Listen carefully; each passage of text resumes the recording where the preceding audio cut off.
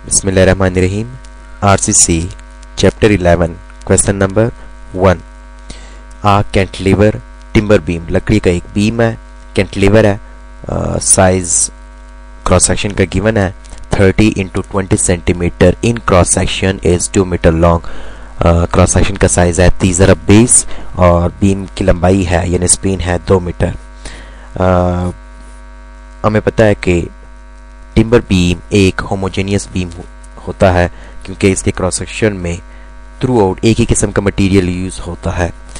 उसके बाद वो कहते हैं कि this beam is loaded at the rate of 400 kg per metre including its own weight. इस बीम पर लोड 400 kg पर मीटर के हिसाब से डाला जा रहा है जिसमें इसका अपना वेट भी शामिल है। Determine shear stress at each half metre length. हमने हर आधे मीटर में शेयर स्ट्रेस की मिकदार निकालनी है। अब आप यहाँ एक कैंटिलीवर बीम देख सकते हो जिसकी स्पेन की कीमत है 2 मीटर। हमने नुक्ता बी, नुक्ता सी, नुक्ता डी और ई पर शेयर स्ट्रेस की मिकदार निकालनी है। हमें पता है कि शेयर स्ट्रेस की मिकदार निकालने के लिए हम दो फार्मूले यूज़ करेंगे जिनमें हमें शेयर फोर्स की कीमतें दरकार होंगी। शेयर फोर्स की मिकदारें निकालने के लिए हम इन दोनों फार्मूलों को इस्तेमाल करेंगे। एवरेज शेयर स्ट्रेस के लिए हम फार्मूला लगाएंगे Q एवरेज बराबर है capital Q divided by BD, जिसमें कैपिटल Q से मुराद सेक्शन पर लगने वाली शेयर फोर्स, B से मुराद सेक्शन की ब्रेड्थ की कीमत, D से मुराद सेक्शन की डेप्थ की कीमत। फिर आप उसी सेक्शन पे जहाँ पे आपने ये एवरेज का फार्मूला अप्लाई करते हैं वहीं पर आप मैक्सिमम शेयर स्ट्रेस भी निकालेंगे जिसकी कीमत बराबर होती है Q मैक्स बराबर है 3/2 इंटू Q एवरेज। ऊपर जो कीमत आपने निकाली Q एवरेज की उसको आप 3/2 से ज़रब देंगे। अब आपको सबसे पहले point A, point B, point C, point D और पॉइंट E पर शेयर फोर्स की मिकदारें हमें निकालनी है। अब हमें पता है कि अगर बीम की टोटल लंबाई 2 मीटर है तो इन हिस्सों की कीमत 0.5 मीटर बन जाएगी। चूँकि पॉइंट A पर यूडीएल स्टार्ट हो रहा है लिहाजा यहाँ पर शेयर फोर्स की कीमत 0 होगी, जबकि ये वाला जो फासला है इसकी कीमत हमारे पास आधा मीटर है। हम B पर शेयर फोर्स अगर निकालना चाहते हैं तो हम देखेंगे कि किस शरत से यूडीएल डाला जा रहा है। यूडीएल की शरह 400 kg पर मीटर के हिसाब से हैं, लिहाजा B पर शेयर फोर्स की मिकदार होगी 400 kg पर मीटर ज़रब ये वाला फासला। आपके पास फासला है आधा मीटर, सो 400 kg को आधे मीटर से ज़रब देने से आपके पास आंसर आता है 200 kg। उसके बाद हम C पर शेयर फोर्स की मिकदार निकालते हैं। हमें पता है कि यूडीएल की शरह 400 kg पर मीटर है और C से लेके A तक का जो फासला है टोटल, इसमें फासला जो है वो 1 मीटर है। 1 मीटर में कितना यूडीएल आता होगा तो 400 को हम 1 से ज़रब देंगे, नतीजतन यहाँ पर शेयर फोर्स की मिकदार बन जाएगी 400 ज़रब ये वाला फासला यानी 400 ज़रब 1 मीटर। उसके बाद हम D पर शेयर फोर्स की कीमत निकालेंगे जिसकी कीमत बन जाएगी 400 ज़रब ये टोटल वाला फासला। ये टोटल फासला हमारे पास अब 1.5 मीटर बन रहा है, लिहाजा अगर हम 400 kg को 1.5 से ज़रब दें तो हमारे पास आंसर आता है 600 kg।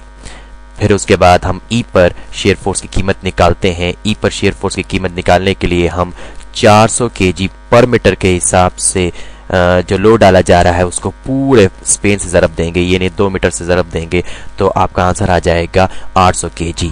सो A पर शेयर फोर्स की मिकदार 0, B पर शेयर फोर्स की मिकदार 200 kg, C पर शेयर फोर्स की मिकदार 400 kg, D पर शेयर फोर्स की मिकदार 600 और E पर 800। अब आपके पास डेटा गिवन है B बराबर है 30 सेंटीमीटर, D बराबर है D बराबर है आपके पास 20 सेंटीमीटर। यूडीएल की कीमत है 400 kg पर मीटर। इसके अलावा टोटल यूडीएल ये जो यूडीएल है वो पर मीटर के हिसाब से है, जबकि टोटल यूडीएल जो है वो जितने फासले जितना स्पेन है उस स्पेन पर जितना भी यूडीएल फैला होगा उसकी कीमत यहाँ हमें पता चलेगा। यानी 400 को 2 से ज़रब देने से आपके पास 800 kg। इसका मतलब कि बीम के पूरे स्पेन पर 800 kg का वज़न आता है। फिर उसके बाद स्पेन की कीमत 2 मीटर, और इसके अलावा हमें ये भी लिखना है कि बीम जो है वो होमोजीनियस है, क्योंकि ऊपर वाले ये दो फार्मूले सिर्फ और सिर्फ होमोजीनियस बीम पर ही अप्लाई होते हैं। अब जैसा कि आपने स्केच में देखा कि share force eight free and हमने उसकी कीमत 0 निकाली थी, शेयर फोर्स एट बी की कीमत उसकी कीमत हमने 200 निकाली थी। हम इन शेयर फोर्सेस को नाम देते हैं, यानी share force eight free and a इसको Q1 का नाम देते हैं, कीमत 0 निकाली थी। शेयर फोर्स एट बी इसको Q2 का नाम देते हैं, हमने 400 को उस फासले से ज़रब दिया था, 400 यूडीएल की शरह थी, यानी 400 kg पर मीटर के हिसाब से, और टोटल जो यूडीएल था वो 0.5 मीटर पे फैला हुआ था, लिहाजा इन दोनों को ज़रब देने से आपके पास आंसर आता है 200 kg, जैसा कि हमने स्केच में देखा था। फिर उसके बाद आप शेयर फोर्स एट सी पर शेयर फोर्स को हम Q3 कहते हैं, ये 400 को हम ज़रब देंगे 1 मीटर, क्योंकि 1 मीटर पर यूडीएल फैला हुआ था, नतीजा 400 kg। फिर आप शेयर फोर्स एट डी निकालते हो, जिसको हम Q4 कहेंगे, और इसकी कीमत बन जाएगी 400 ज़रब 1.5 मीटर, क्योंकि 1.5 मीटर पे ये यूडीएल यहाँ तक फैला हुआ है, आंसर 600। शेयर फोर्स एट ई Q5 आंसर 800 kg। ये आपके पास कौन सा एंड वैसे बनता है? शेयर फोर्स एट ई। ये आपके पास फिक्स्ड एंड पे शेयर फोर्स की मिकदार निकल आती है। अब आप इस तरह से करें कि ऊपर के जो दो फार्मूले हैं ये वाले, ये बारी बारी सबसे पहले सेक्शन ए पर, फिर सेक्शन बी, फिर सेक्शन सी, डी और ई पर हम ये दोनों फार्मूले बारी बारी अप्लाई करेंगे। सबसे पहले दो फार्मूले सेक्शन ए पर अप्लाई करते हैं। तो एवरेज शेयर स्ट्रेस, क्योंकि वहाँ दो फार्मूले हैं, एक एवरेज का और एक मैक्सिमम का, तो पहले एवरेज का फार्मूला अप्लाई करते हैं सेक्शन ए पर। एवरेज शेयर स्ट्रेस एट ए बराबर होगा Q1, क्योंकि हमारे पास कई सारे सेक्शन है तो हम हर एक सेक्शन को सीक्वेंस में नाम देते हैं, Q1, Q2 and so on. तो Q1 एवरेज एवी एवरेज को शो कर रहा है, बराबर है capital Q divided by D, BD formula था, चूंकि हमारे पास पहले सेक्शन की बात हो रही है, लिहाजा हम यहाँ पे शेयर फोर्स 1 जो हमने निकाली थी जिसकी मिकदार 0 थी, Q1 की वैल्यू पुट करेंगे। अब हमें पता है कि ए पर शेयर फोर्स की मिकदार यानी Q1 की कीमत 0 है, तो 0 को BD पे तकसीम करने से भी आंसर 0 ही आता है। इसी तरह से अगर पहले सेक्शन पर मैक्सिमम शेयर स्ट्रेस वाला फार्मूला अप्लाई किया जाए तो भी आंसर आपके पास 0 ही आएगा। हम आते हैं सेक्शन बी पर। सेक्शन बी पर एवरेज शेयर स्ट्रेस की मिकदार हो जाएगी Q2 एवरेज, जैसे कि पहले बताया कि AB से मुराद एवरेज, 2 से मुराद सेक्शन 2 यानी सेक्शन बी। तो सेक्शन बी पर शेयर फोर्स की मिकदार हमने Q2 निकाली थी और इसकी मिकदार गालबन हमने 200 kg निकाली थी।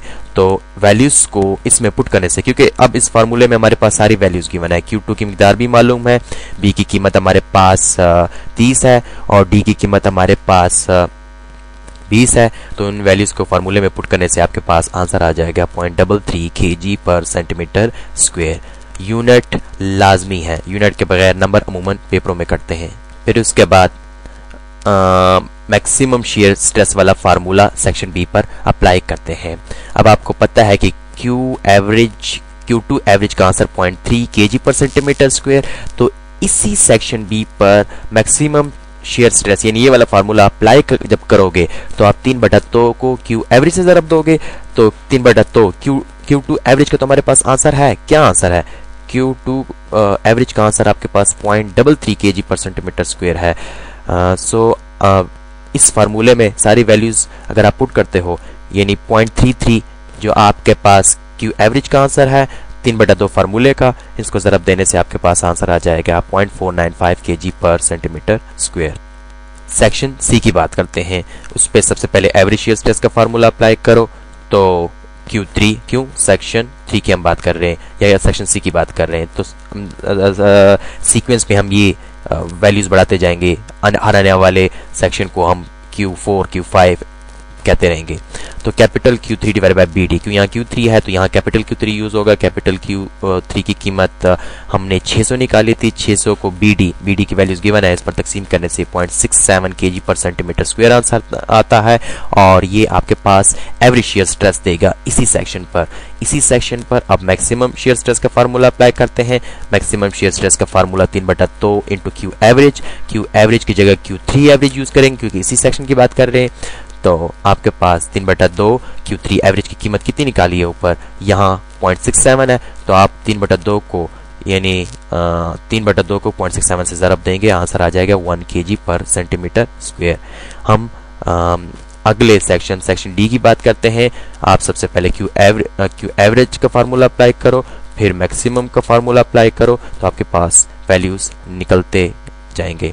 फिर आपके पास सबसे आखिरी सेक्शन यानी फिक्स्ड एंड की बात हो रही है, उस पर सबसे पहले एवरेज शेयर स्ट्रेस का फार्मूला अप्लाई करो 1.33 kg पर सेंटीमीटर स्क्वायर, फिर उसके बाद मैक्सिमम शेयर स्ट्रेस का फार्मूला हम अप्लाई करेंगे।